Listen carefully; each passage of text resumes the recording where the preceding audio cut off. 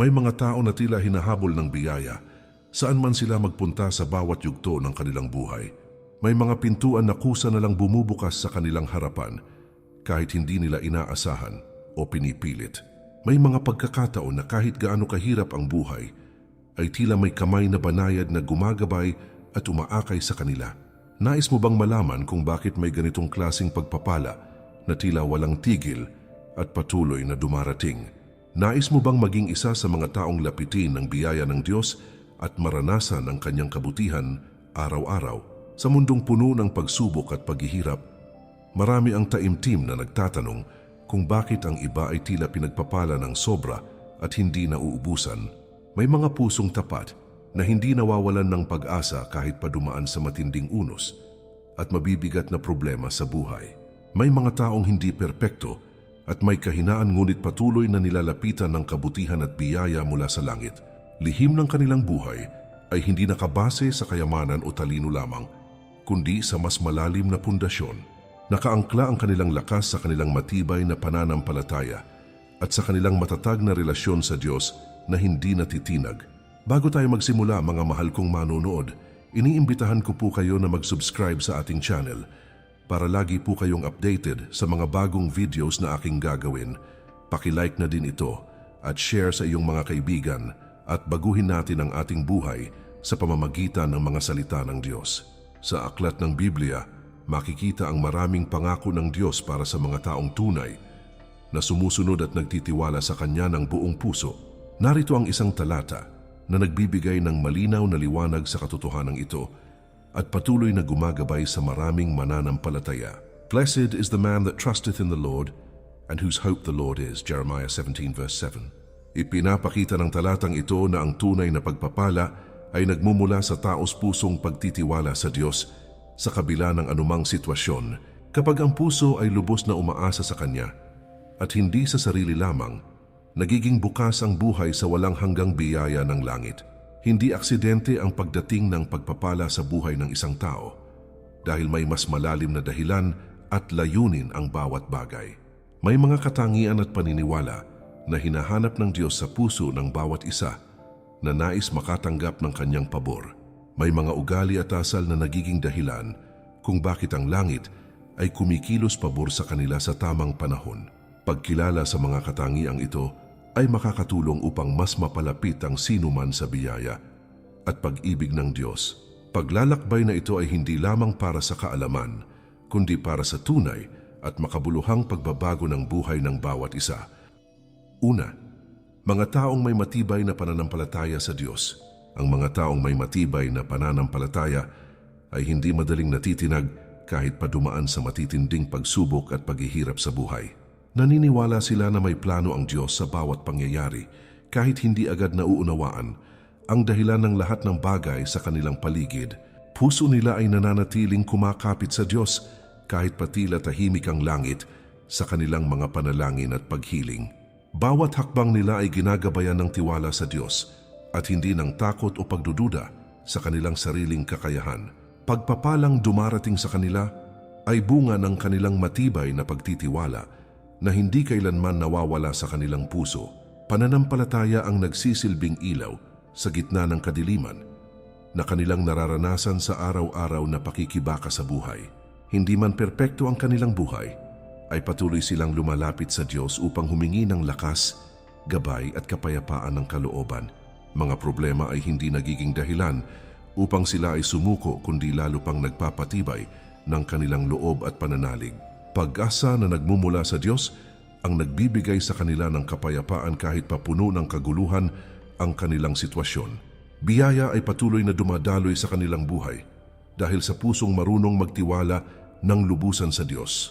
Sa Biblia, maraming kwento ang nagpapakita kung paano pinagpapala ang mga taong may matibay na pananampalataya sa Kanya. Isa sa mga talata na nagbibigay inspirasyon at lakas ng loob ay ang sumusunod na salita ng Diyos na patuloy na gumagabay.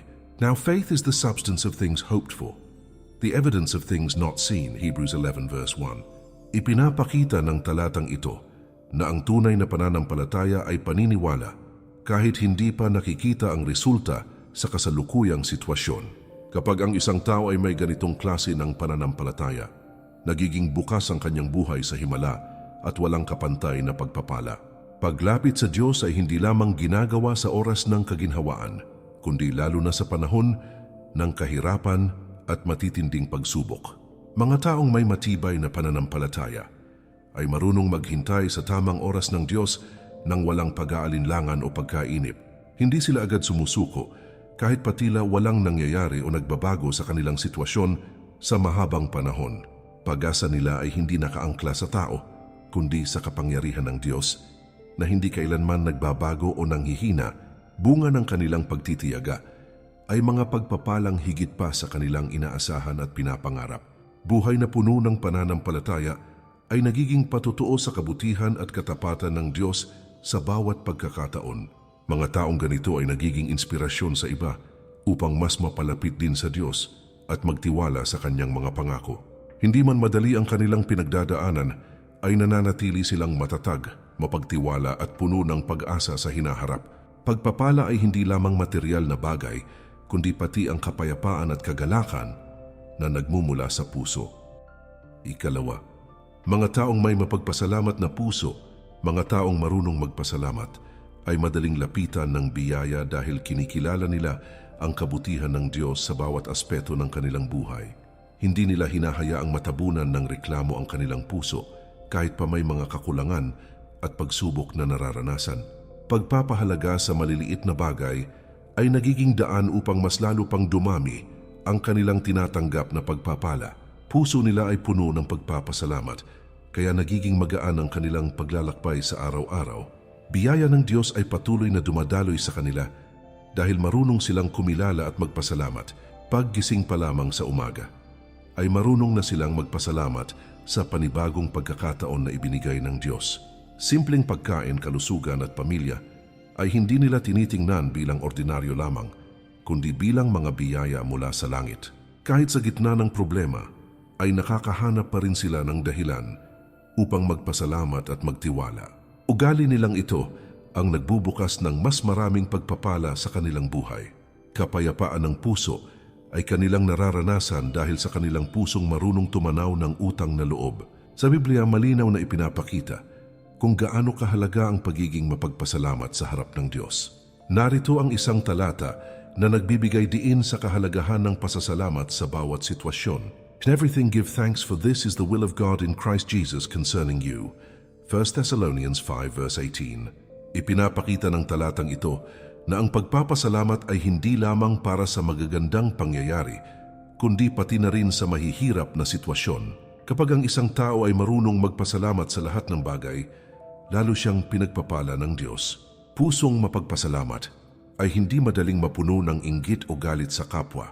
Mas pinipili nilang ituon ang kanilang pansin sa kabutihan kaysa sa kakulangan ng kanilang buhay. Dahil dito, nagiging mas bukas ang kanilang puso sa pagtanggap ng pag-ibig at biyaya mula sa Diyos.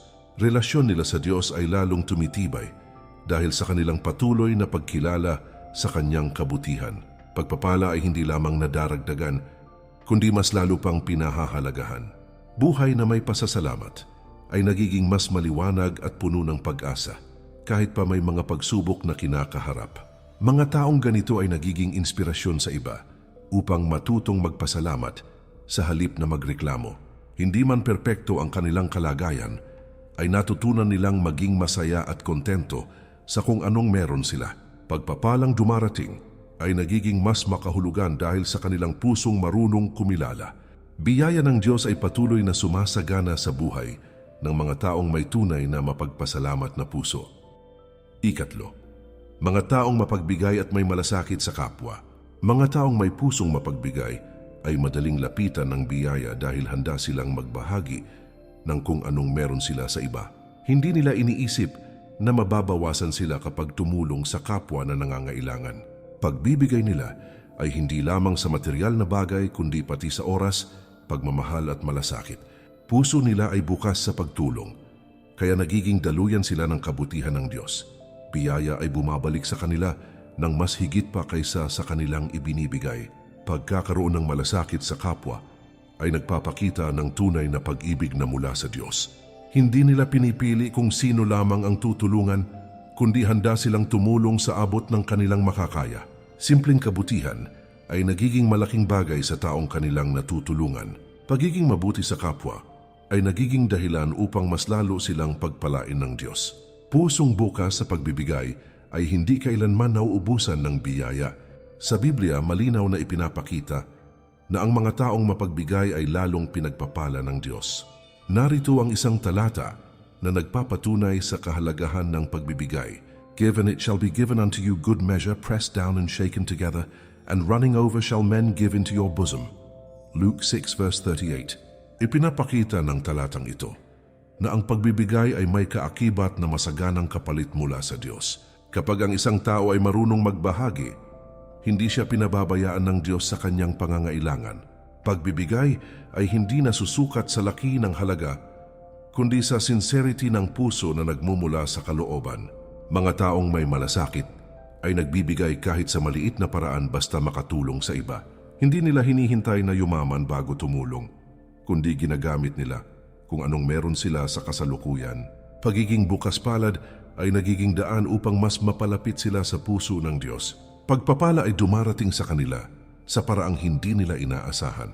Buhay na puno ng kabutihan at pagbibigay ay nagiging inspirasyon sa maraming tao sa kanilang paligid.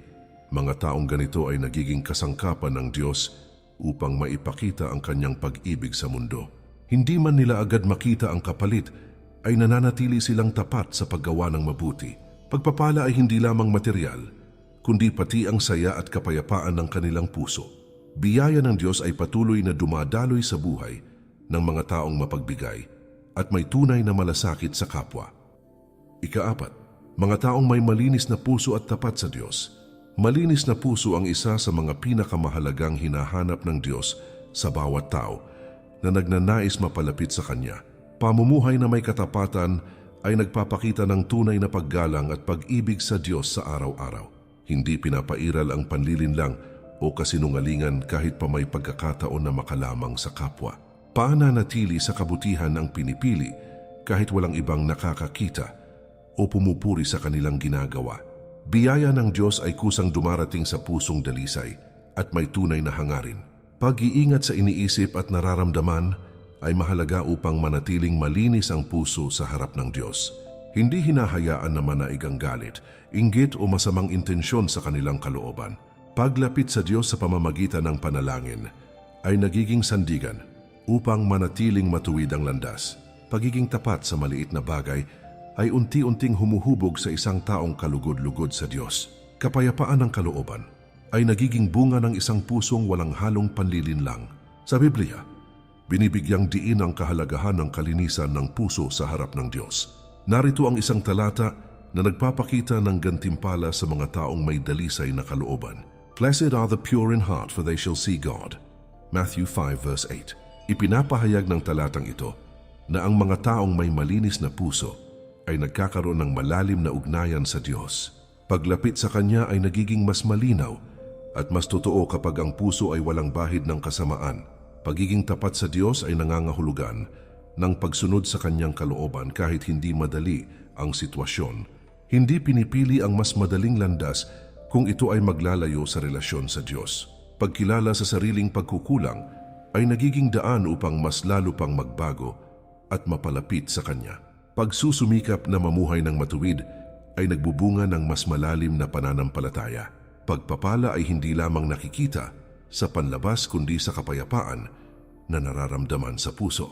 Buhay na may kalinisan ng puso ay nagiging patunay ng kabutihan ng Diyos sa sinumang nakakakita. Pagiging totoo at tapat ay nagiging inspirasyon sa iba upang sundan ang tamang landas. Hindi man perpekto ang bawat araw ay patuloy ang paglapit sa Diyos upang humingi ng kapatawaran at gabay. Pagpapala ay mas nagiging makahulugan dahil nagmumula sa pusong may takot at pag-ibig sa Diyos. Biyaya ng Diyos ay patuloy na sumasama sa mga taong pinipiling mamuhay ng may malinis na puso at katapatan sa Kanya. Ikalima, mga taong matiyaga at hindi sumusuko sa panalangin. May mga pusong patuloy na lumalapit sa Diyos kahit tila matagal ang paghihintay sa kasagutan ng kanilang mga panalangin at kahilingan sa buhay.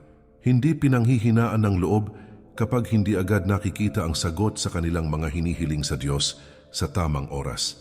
Pananalangin ang nagiging sandigan sa bawat hamon at pagsubok na dumarating sa kanilang pang-araw-araw na pamumuhay. Pagtitiis at pagtitiyaga ang kanilang pinipili sa halip na sumuko sa gitna ng kahirapan at kawalan ng katiyakan. Biyaya ay dumarating sa tamang panahon para sa mga taong marunong maghintay at patuloy na magtiwala sa plano ng Diyos. Araw-araw na pakikipag-usap sa Diyos ang nagbibigay lakas sa kanilang kalooban upang magpatuloy kahit napapagod na sila. Hindi lamang sa oras ng problema sila nananalangin, kundi pati sa panahon ng kagalakan, pasasalamat at katahimikan. Pagiging consistent sa panalangin ang nagiging dahilan upang mas lumalim ang kanilang relasyon at koneksyon sa Diyos. Hindi hadlang ang pagod o abala sa buhay upang makalimot sa pakikipag-ugnayan sa Kanya sa pamamagitan ng panalangin. Kapayapaan ng puso ay kanilang natatanggap sa bawat sandali ng kanilang taimtim na paglapit sa Diyos. Sa Biblia, malinaw na hinihikayat ang bawat isa na magpatuloy sa panalangin nang may pagtitiyaga at pananampalataya. Narito ang isang talata na nagbibigay inspirasyon upang hindi tumigil sa pananalangin kahit gaano kahirap ang sitwasyon. Pray without ceasing. 1 Thessalonians 5 verse 17. Ipinapakita ng talatang ito na ang panalangin ay dapat maging bahagi ng araw-araw na pamumuhay ng bawat mananampalataya. Kapag ang isang tao ay hindi nagsasawang manalangin, mas nagiging bukas ang kanyang buhay sa walang hanggang pagpapala ng Diyos. Pagiging matiyaga sa panalangin ay nangangahulugan ng pagtitiwala sa oras at plano ng Diyos kahit hindi ito agad nauunawaan. Hindi agad nawawalan ng pag-asa kahit patila walang pagbabago sa kanilang sitwasyon sa mahabang panahon. Patuloy silang nananalig na ang Diyos ay kumikilos sa likod ng bawat pangyayari kahit hindi ito nakikita. Pag-asa na nagmumula sa Diyos ang nagbibigay sa kanila ng lakas upang magpatuloy sa bawat araw. Pagpapala ay mas nagiging makahulugan kapag dumating matapos ang mahabang paghihintay at pagtitiyaga. Buhay na puno ng panalangin ay nagiging matibay sa kabila ng anumang pagsubok na kanilang kinakaharap sa buhay. Pagiging matiyaga ay nagiging inspirasyon sa iba upang huwag sumuko sa kanilang pananampalataya sa Diyos. Hindi man agad matupad ang kanilang hinihiling, ay patuloy silang nagtitiwala sa kabutihan at katapatan ng Diyos. Pagpapala ay hindi lamang sagot sa panalangin, kundi pati ang pagbabago at paglago ng kanilang puso. Biyaya ng Diyos ay patuloy na dumarating sa mga taong hindi sumusuko sa pananalangin at nananatiling matatag sa pananampalataya. Ika-6. Mga taong marunong magpatawad at hindi nagtatanim ng galit. May mga pusong pinipiling magpatawad kahit gaano kasakit ang naranasan mula sa ibang tao sa kanilang buhay. Hindi nila hinahayaang manatili ang galit at sama ng loob na unti-unting sumisira sa kanilang kalooban. Pagpapatawad ang nagiging susi upang makalaya sa bigat na dulot ng nakaraan at masasakit na alaala. Kapayapaan ang pumapalit sa puso kapag pinili ang magpatawad kaysa magkimkim ng galit. Biyaya ng Diyos ay mas madaling dumadaloy sa pusong malaya at marunong umunawa. Pagbitaw sa galit ay hindi nangangahulugan ng kahinaan kundi ng lakas ng loob na magpatuloy. Hindi nila hinahayaan na ang sakit ng nakaraan ang magdikta ng kanilang kinabukasan. Pagiging maunawain sa kapwa ay nagiging daan upang mas mapalapit sila sa puso ng Diyos. Hindi madaling gawin ang pagpapatawad, ngunit pinipili pa rin ito alang-alang sa kapayapaan ng kanilang sarili. Pag-ibig ang nangingibabaw sa halip na puot at paghihiganti. Sa Biblia, malinaw na itinuturo ang kahalagahan ng pagpapatawad sa kapwa bilang bahagi ng pananampalataya. Narito ang isang talata na nagbibigay diin sa kapangyarihan ng pagpapatawad. For if you forgive men their trespasses, your heavenly Father will also forgive you. Matthew 6 verse 14. Ipinapakita ng talatang ito na ang pagpapatawad sa iba ay may kaugnayan sa pagtanggap ng kapatawaran mula sa Diyos. Kapag ang isang tao ay marunong magpatawad, mas nagiging bukas ang kanyang buhay sa biyaya at awa ng Diyos. Pusong walang kinikimkim na galit ay mas nagiging payapa at puno ng pag-asa sa bawat araw. Hindi na nila kailangang dalhin ang bigat ng sama ng loob na maaaring magdulot ng sakit sa kanilang damdamin. Pagpapatawad ang nagiging daan upang muling mabuo ang sarili at makapagsimula ng panibagong yugto ng buhay. Relasyon nila sa Diyos ay lalong tumitibay dahil sa kanilang pagsunod sa Kanyang kalooban. Pagpapala ay dumarating sa pusong marunong magpakumbaba at magpatawad. Buhay na may kapatawaran ay nagiging mas magaan at puno ng tunay na kagalakan na nagmumula sa loob. Pagiging bukas sa paghilom ay nagiging inspirasyon sa iba upang gawin din ang tama. Hindi man madaling kalimutan ang sakit, ay pinipili pa rin ang magpatawad alang-alang sa kapayapaan. Pagpapala ay hindi lamang material, kundi pati ang kagaanan ng damdamin at kalayaan sa kalooban. Biyaya ng Diyos ay patuloy na sumasama sa mga taong marunong magpatawad at hindi nagtatanim ng galit sa kanilang puso. Ikapito, mga taong may takot sa Diyos at namumuhay ayon sa Kanyang kalooban. Pamumuhay na may takot sa Diyos ay nagiging gabay sa bawat desisyon at hakbang ng isang tao sa araw-araw. Paggalang sa Kanya, ang nagiging pundasyon ng kanilang pagkatao at paraan ng pakikitungo sa kapwa. Hindi basta-basta gumagawa ng desisyon na labag sa kalooban ng Diyos, kahit pa may kapalit na pansariling pakinabang. Puso nila ay laging naghahangad na makasunod sa tama at makalugod sa Diyos sa lahat ng pagkakataon. Biyaya ay kusang dumarating sa mga taong inuuna ang Diyos sa kanilang buhay. Pagkilala sa kapangyarihan ng Diyos ang nagtutulak sa kanila upang mamuhay ng may disiplina at pag-iingat. Hindi nila tinitingnan ang kasalanan bilang maliit na bagay, kundi isang bagay na dapat iwasan. Pagpili ng tama kahit mahirap ay nagiging bahagi ng kanilang pang-araw-araw na pamumuhay. Pagiging mapagpakumbaba ay nagiging bunga ng kanilang paggalang sa Diyos. Kapayapaan ng kalooban ay kanilang natatamo dahil sa kanilang pagsunod sa Kanyang kalooban. Sa Biblia, malinaw na ipinapakita ang kahalagahan ng pagkakaroon ng takot sa Diyos bilang simula ng karunungan. Narito ang isang talata na nagbibigay liwanag sa katotohanan ito. The fear of the Lord is the beginning of wisdom. Proverbs 1 verse 7. Ipinapahayag ng talatang ito na ang tunay na karunungan ay nagsisimula sa pagkilala at paggalang sa Diyos. Kapag ang isang tao ay may takot sa Diyos, mas nagiging maayos ang kanyang pamumuhay at mga desisyon. Pagsunod sa kalooban ng Diyos ay hindi lamang sa salita kundi sa gawa at pamumuhay araw-araw. Hindi nila hinahanap ang papuri ng tao kundi ang pagsang-ayon ng Diyos sa kanilang ginagawa. Pagiging tapat sa Kanya ang nagiging dahilan kung bakit sila ginagabayan at pinoprotektahan. Relasyon nila sa Diyos ay lalong tumitibay dahil sa kanilang pagsunod at paggalang. Pagpapala ay mas nagiging malinaw sa kanilang buhay dahil sa kanilang tamang pamumuhay. Buhay na inuuna ang Diyos ay nagiging matatag kahit pa dumaan sa maraming pagsubok at hamon sa buhay. Pagiging halimbawa sa iba ay nagiging bunga ng kanilang pagsunod sa tamang landas. Hindi man perpekto ang kanilang buhay, ay patuloy silang nagsisikap na sumunod sa kalooban ng Diyos. Pagpapala ay hindi lamang nakikita sa panlabas, kundi sa kapayapaan at direksyon na kanilang natatanggap. Biyaya ng Diyos ay patuloy na umaagos sa mga taong may takot sa Kanya at namumuhay ayon sa Kanyang banal na kalooban. Paglalakbay ng bawat isa ay may kanya-kanyang hamon, pagsubok at kwento na hinuhubog ng panahon at karanasan. Biyaya ng Diyos ay hindi kailanman nagkukulang sa mga pusong patuloy na lumalapit, nagtitiwala at sumusunod sa Kanya. Bawat katangiang tinalakay ay hindi lamang simpleng ugali, kundi mga hakbang patungo sa mas malalim na relasyon sa Diyos. Pagbabago ng puso ang tunay na susi upang maranasan ang masaganang pagpapala na nagmumula sa langit. Pagpili na mamuhay ayon sa kalooban ng Diyos ang nagiging daan upang maging lapitin ng biyaya. Araw-araw ay may pagkakataon upang magsimula muli at itama ang landas na tinatahak. Paglapit sa Diyos ay hindi kailanman huli para sa sinumang nagnanais magbago at mapalapit sa Kanya. Bawat panalangin, bawat kabutihan at bawat sakripisyo ay nakikita at pinahahalagahan ng Diyos. Pag-asa ay patuloy na nabubuhay sa pusong may pananampalataya at pagtitiwala sa Kanyang mga pangako.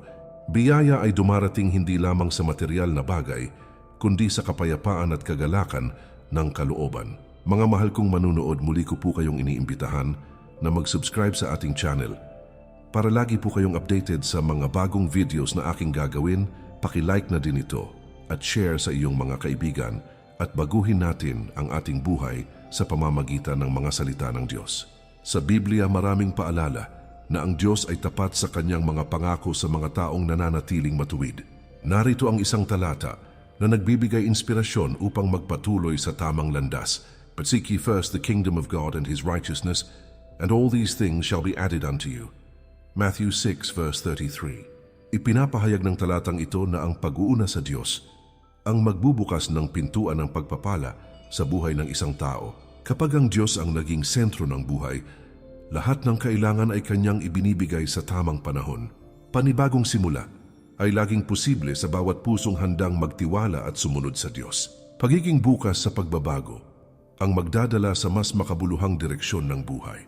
Biyaya ng Diyos ay hindi kailanman nauubos para sa mga taong patuloy na naghahanap at kumakapit sa Kanya. Paglalakad kasama ang Diyos ang pinakadakilang pagpapala na maaaring maranasan ng sinuman. Pag-asa, kapayapaan at tunay na kagalakan ang naghihintay sa mga pusong pinipiling maging malapit sa Diyos araw-araw.